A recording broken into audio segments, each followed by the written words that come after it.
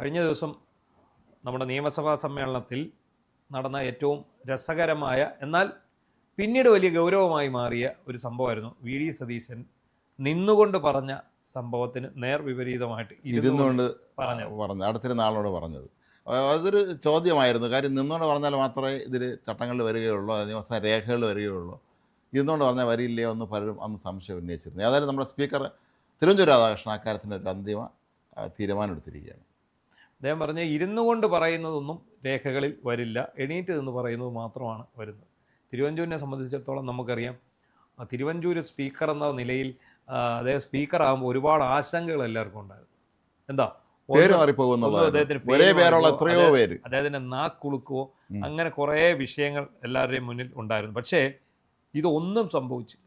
സത്യം വളരെ ഭംഗിയായി കേരളം കണ്ട ഏറ്റവും നല്ല സ്പീക്കർമാരൊരാളായിരിക്കും തിരുവഞ്ചൂർ രാധാകൃഷ്ണൻ എന്നുള്ള ഉറപ്പാണ്. അത് മാത്രമല്ല, അദ്ദേഹം ഭയങ്കര കോമഡിയാണ്. കഴിഞ്ഞ ദിവസം പുള്ളി പറഞ്ഞില്ലേ, ഇതുപോലെ ഇത് നടക്കുമ്പോൾ അങ്ങോട്ടും ഇങ്ങോട്ടും നടക്കാൻ പാടില്ല. അതുപോലെ അത് നല്ലതാണ്. കാരണം സഭ ഒന്നാമത് കൂടുതൽ പേരും പുതിയതായിട്ട് വന്നവരാണ്. അവരവിടെ ഇരുന്ന് സഭാ നടപടികൾ നോക്കണ്ടേ? അതല്ലാതെ അങ്ങോട്ട് തലങ്ങ് വിലങ്ങ് നടക്കുകയല്ലേ ചെയ്യേണ്ടത്. ഗൗരവതരമായ ചർച്ചകൾ നടക്കുമ്പോൾ ആളവിടെ ഇരിക്കണം. പലപ്പോഴും നമ്മൾ ഒരു എം എൽ എയുടെ എം പിയുടെ കാര്യങ്ങൾ അവരുടെ പ്രവർത്തനം വിലയിരുത്തുമ്പോൾ നമ്മളെപ്പോഴും ചിന്തിക്കാറുള്ളത് ഇവർ ഹൈമാസ്റ്റ് ലാമ്പ് വെച്ചോ അതല്ലെങ്കിൽ റോഡ് വെച്ചോ സ്കൂളിന് കെട്ടിടം വെച്ച് കൊടുത്തെന്നൊക്കെയുള്ളതാണ്. അതിനപ്പുറം നിയമനിർമ്മാണ സഭകളാണല്ലോ ഇതല്ല. ഈ നിയമനിർമ്മാണ സഭയിൽ ഇവരുടെ കോൺട്രിബ്യൂഷൻ എന്താണെന്ന് നമ്മൾ പലപ്പോഴും അന്വേഷിക്കാറില്ല. ഇവരെത്ര ചർച്ചകളിൽ പങ്കെടുത്തു, ഇവരെത്ര നിർദ്ദേശങ്ങൾ ഭേദഗതികൾ മുന്നോട്ട് വെച്ചു എന്നുള്ളതൊന്നും അവരന്വേഷിക്കുക. അത് കുറച്ച് പേരെ ജോലിയാണ് എല്ലാ പാർട്ടിയും.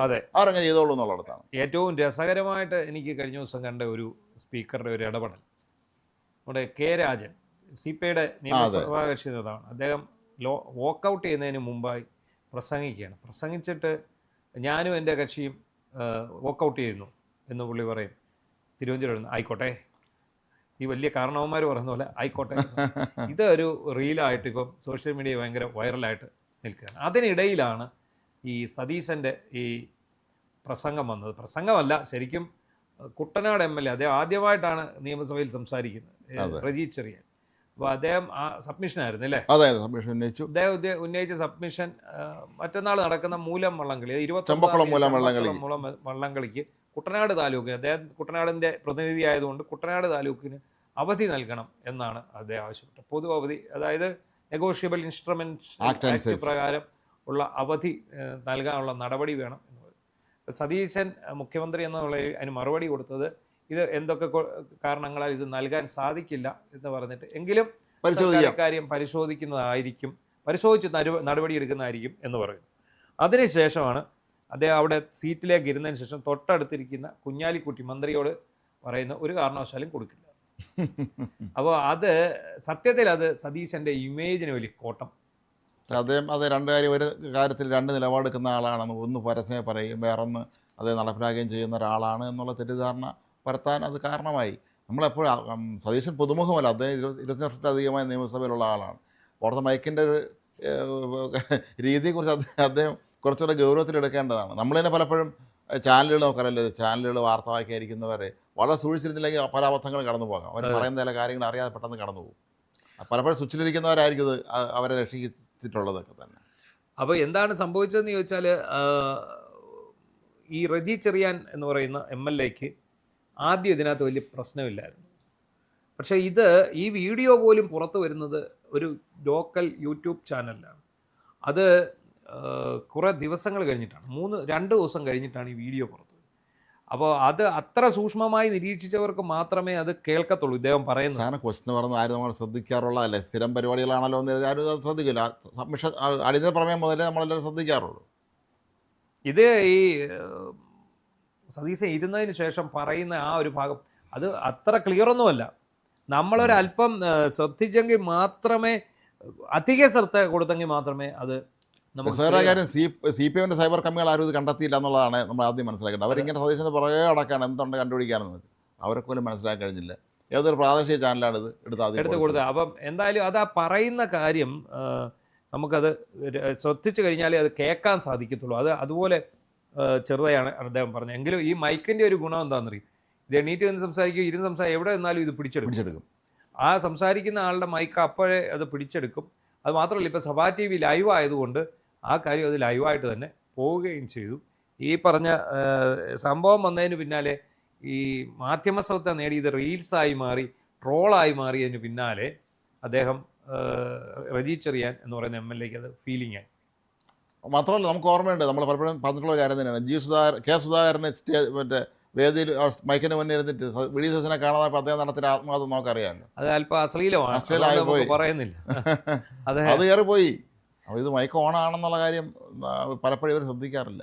അങ്ങനെ പറഞ്ഞതാണ്. എന്തായാലും ഈ പറഞ്ഞ വിഷയത്തിൽ റജി ചെറിയാൻ ഒരുപാട് ഇപ്പം പുള്ളിക്ക് അത് വലിയ സങ്കടകരമായി, വിഷമകരമായി എന്നൊക്കെയുള്ള രീതിയിലേക്ക് കാര്യങ്ങൾ പോയി. അദ്ദേഹത്തിൻ്റെ ഒരു പ്രതികരണം എന്ന് പറയുമ്പോൾ മുഖ്യമന്ത്രിയുടെ ആ ഒരു ആദ്യം ഒരു ചോദ്യം ചോദിച്ചു കൊടുത്തതാണ്, അത് ഇത്രയും വലിയ വിവാദമായി മാറി എന്നുള്ളതാണ്. അങ്ങനെ ഒരു അതൃപ്തി വന്നു. ആ അതൃപ്തി അദ്ദേഹം പ്രകടിപ്പിക്കുകയും ചെയ്തു. സതീശൻ എന്നാൽ ഇതുവരെ ഇതിനെക്കുറിച്ച് പ്രതികരിച്ചിട്ടില്ല. അപ്പോൾ അത് അങ്ങനെ വലിയ വിവാദമായി സതീശന്റെ ഭാഗത്തുനിന്ന് ഒരു ന്യായം നോക്കുള്ള അദ്ദേഹം ഓക്കെ എന്ന് പറഞ്ഞില്ല. ശരി, ഞാൻ അംഗീകരിച്ച് തരാം, ഞാൻ നിങ്ങൾക്ക് അത് തരാമെന്ന് പറഞ്ഞില്ല. അവിടെയാണ് അതിനകത്ത് ഏറ്റവും പ്രധാനപ്പെട്ട കാര്യം. മുഖ്യമന്ത്രി ഒരിക്കലും അതിന് ഓക്കെ പറഞ്ഞിട്ടില്ല. ഓക്കെ പറഞ്ഞതിന് ശേഷമാണെങ്കിൽ പറയുന്നതെങ്കിൽ നമുക്ക് ഓക്കെ അങ്ങനെ കുഴപ്പം കാണിച്ചു എന്ന് പറയാം, പ്രവർത്തനം കാണിച്ചു എന്ന് പറയാം. ഇത് ഞാൻ നോക്കട്ടെ, നിലവിൽ അങ്ങനെ ഒരു രീതി ഇല്ല, അപ്പോൾ ഞാൻ പഠിക്കട്ടെ, നോക്കട്ടെ, ഞാൻ പരിശോധിച്ചിട്ട് പറയാം എന്നുള്ള തീരുമാനം എടുക്കാമെന്ന് പറഞ്ഞ് എന്നിട്ട് ഇരുന്നിട്ടാണ് അദ്ദേഹം അവസ്ഥവശാൽ ഇത് കൊടുക്കൂല എന്ന് പറഞ്ഞ്. ഒരു നിയമസഭയാണ് സ്ഥലം എന്നുള്ള കാര്യങ്ങൾ ഒരു കാരണവശാലും കൊടുക്കൂല എന്ന് പറഞ്ഞാൽ, കാരണം അവിടെ അന്നേരം പുള്ളിക്ക് അത് പറയാൻ പറ്റത്തില്ല. അതെ, എവിടാ ഇത് അവധി എനിക്ക് അനുവദിക്കാൻ കഴിയില്ല എന്ന് അദ്ദേഹത്തിന് അവിടെ പരസ്യമായിട്ട് പറയാൻ കഴിയില്ല. ഞങ്ങൾ ആ പരിശോധിച്ച് നടപടി സ്വീകരിക്കാമെന്ന് പറയാൻ പറ്റും. എല്ലാവരും അങ്ങനെയാണ് സഭയിൽ പറയാറുള്ളത്.